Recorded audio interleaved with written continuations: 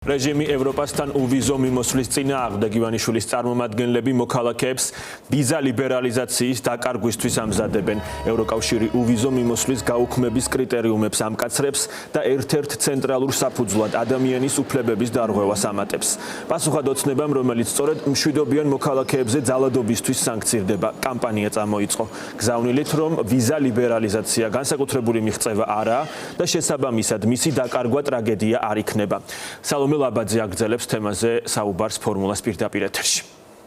კიდევ უფრო შორს წავიდა შალვა პაპუაშვილი, ეგრეთ წოდებული პარლამენტის თავმჯდომარემ თქვა, რომ არათუ დიდ სიკეთე და მით უმეტეს წყალობად უნდა აღიქვან საქართველოს მოქალაქეებმა ვიზა ლიბერალიზაცია, არამედ ჩვენ გვეკუთვნის მადლობა იმისთვის, რომ დავდივართ ევროპის ქვეყნებში და იქ ფულის ხარჯვით მათ ეკონომიკას ვაძლიერებთ. ეს განცხადება შალვა პაპუაშვილისგან მოვისმინეთ პიტერ ფიშერის განცხადების საპასუხოდ გერმანიის ელჩმა აღნიშნა, რომ ამ სახელმწიფომ ქართული ოცნების უკვე 13 წარმომადგენელი დაასანქცირა და რომ გერმანისთვის მნიშვნელოვანია, რომ მის ტერიტორიაზე ადამიანის უფლებების დამრღვევი პირები ვერ ხვდებოდნენ. საყურადღებო აქ ისაა, რომ სწორედ ადამიანის უფლებების დარღვევა ის ახალი კრიტერიუმიც, რომლის საფუძველზე ევროკავშირი გადაწყვეტს შეუნარჩუნოს რომელიმე ქვეყანას უვიზო მიმოსვლა თუ გაუქმოს ან უკეთეს შემთხვევაში შეუჩეროს მას ვიზა ლიბერალიზაცია. და რადგან ქართული ოცნება სწორედ ის ძალაა, რომელიც გამოირჩევა ძალადობრივი პოლიტიკით და ადამიანის უფლებების დარღვევით, იმდენად რომ ამ პარტიის წარმომადგენლები სწორედ ამ ნიშნით სანქცირდებიან დასავლელი პარტნიორების მიერ, როგორც ჩანს, პარტიამ ივარაუდა, რომ მისი დამსახურებით ახლა შესაძლოა საქართველოს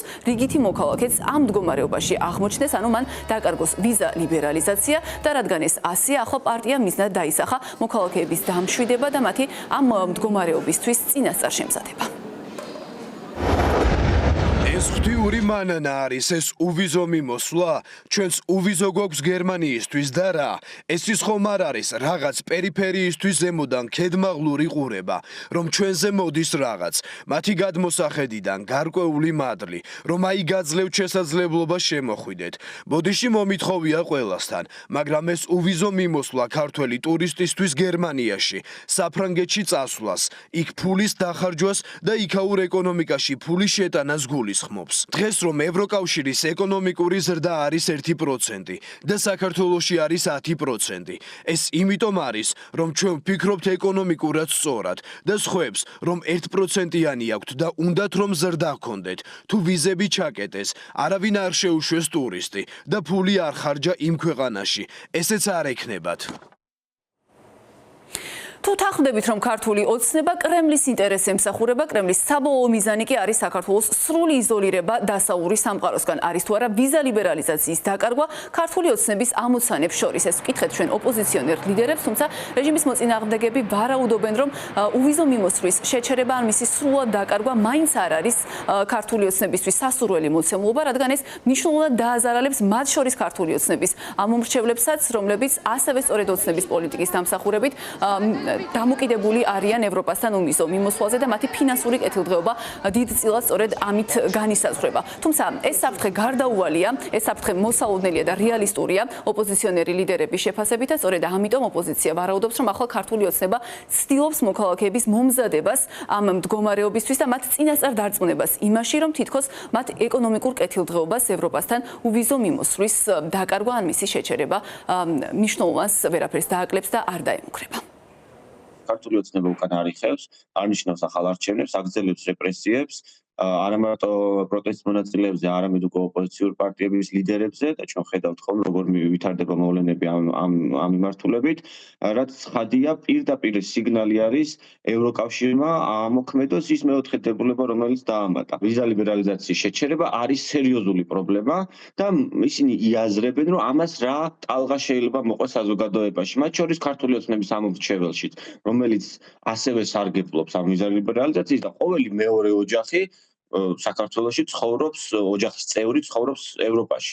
ამიტომ წინასწარვე დაიწყო ახლა ქართულმა ოცნებამ იმის პროპაგანდა, გავრცელება პროპაგანდის, რომ ეს რამენაირად მოახერხოს, რომ საზოგადოების რეაქცია არ იყოს ისეთი მკაცრი და ეს პროტესტის წახალისება არ გამოიწვიოს, ან პროტესტი კიდევ უფრო მასშტაბური არ გახდეს. როდესაც შენ ამყარებ დიქტატურა, შეუძლებელია ახმული იყო ევროპული ტიპის სახელმწიფოდ, იმიტომ რომ გასაგებია რომ ნებისმიერ ეტაპზე რა სიკეთებითაც სარგებლობდით, მათ შორის ესე იყო უვიზომი მოსვლა თუ ნებისმიერი სხვა სიკეთებს სარგებლობდით, იმიტომ რომ ლისაბონი და თბილისამდე იყო ახმული ევროპა.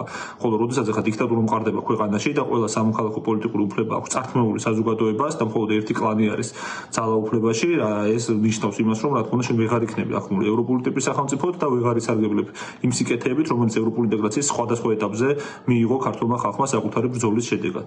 სინამდვილეში ქართული ოცნების ლიდერებს ძალიან კარგად აქვთ გააზრებული, რომ ამ ძალიან მნიშვნელოვანი პრივილეგიის, ვიზა ლიბერალიზაციის დაკარგვის შემთხვევაში მათი საქმე იქნება ბევრად უფრო ცუდად, ვიდრე უკვე არის დღეს და ეს არის, მე ვფიქრობ, შიშნარევი რიტორიკა, რომელიც სინამდვილეში არის ძალიან დაფეთებული, მაგრამ ცდილობს საქმეში წარმოაჩინოს თითქოს ყველაფერი არის რიგზე. რატომ? იმიტომ რომ ქართულმა ოცნებამ ძალიან კარგად იცის, რომ ადამიანის უფლებების სტანდარტი და მათი დაცლობის ხარისხი არის ერთ-ერთი ფუნდამენტური კრიტერიუმი, რომელთაც ფასდება უნდა ქონდეს თუ არა ამათობის სახელმწიფოს უვიზო მიმოსვლის საშუალება. უვიზო მიმოსვლა არ არის არავის ექსკლუზიური ბუნებრივი უფლება. ეს არის პრივილეგია, რომელიც ენიჭება კონკრეტულ გამორჩეულ სახელმწიფოებს და როგორც ნებისმიერ პრივილეგიას, ამ პრივილეგიასაც სჭირდება შენარჩუნება და გაფრთხილება.